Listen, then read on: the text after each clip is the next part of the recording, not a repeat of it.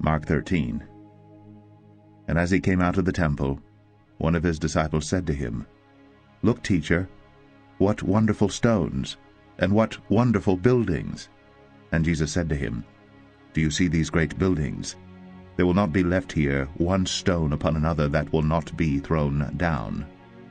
And as he sat on the Mount of Olives opposite the temple, Peter and James and John and Andrew asked him privately, "Tell us, when will these things be? And what will be the sign when all these things are about to be accomplished?" And Jesus began to say to them, "See that no one leads you astray. Many will come in my name, saying, 'I am he,' and they will lead many astray. And when you hear of wars and rumors of wars, do not be alarmed. This must take place, but the end is not yet. For nation will rise against nation, and kingdom against kingdom. There will be earthquakes in various places. There will be famines. These are but the beginning of the birth pains. But be on your guard, for they will deliver you over to councils, and you will be beaten in synagogues, and you will stand before governors and kings for my sake, to bear witness before them. And the gospel must first be proclaimed to all nations. And when they bring you to trial and deliver you over, do not be anxious beforehand what you are to say, but say whatever is given you in that hour. For it is not you who speak, but the Holy Spirit. And brother will deliver brother over to death, and the father his child, and children will rise against parents and have them put to death. And you will be hated by all for my name's sake. But the one who endures to the end will be saved.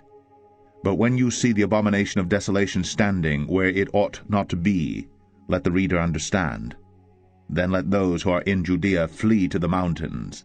Let the one who is on the housetop not go down, nor enter his house, to take anything out. And let the one who is in the field not turn back to take his cloak. And alas, for women who are pregnant, and for those who are nursing infants in those days.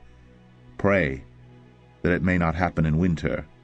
For in those days there will be such tribulation as has not been from the beginning of the creation that God created until now, and never will be. And if the Lord had not cut short the days, no human being would be saved. But for the sake of the elect whom he chose, he shortened the days. And then, if anyone says to you, 'Look, here is the Christ,' or 'Look, there he is,' do not believe it. False Christs and false prophets will arise and perform signs and wonders to lead astray, if possible, the elect. But be on guard. I have told you all things beforehand. But in those days, after that tribulation, the sun will be darkened, and the moon will not give its light, and the stars will be falling from heaven, and the powers in the heavens will be shaken.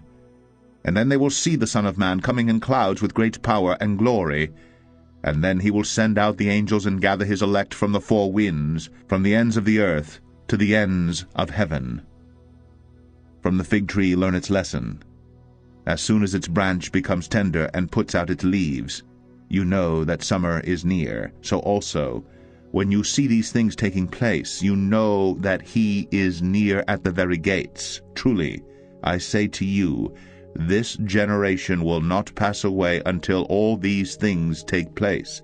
Heaven and earth will pass away, but my words will not pass away.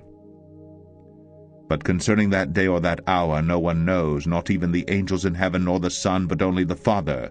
Be on guard, keep awake, for you do not know when the time will come. It is like a man going on a journey, when he leaves home and puts his servants in charge, each with his work, and commands the doorkeeper to stay awake. Therefore stay awake, for you do not know when the master of the house will come, in the evening or at midnight, or when the cock crows, or in the morning, lest he come suddenly and find you asleep. And what I say to you, I say to all, stay awake.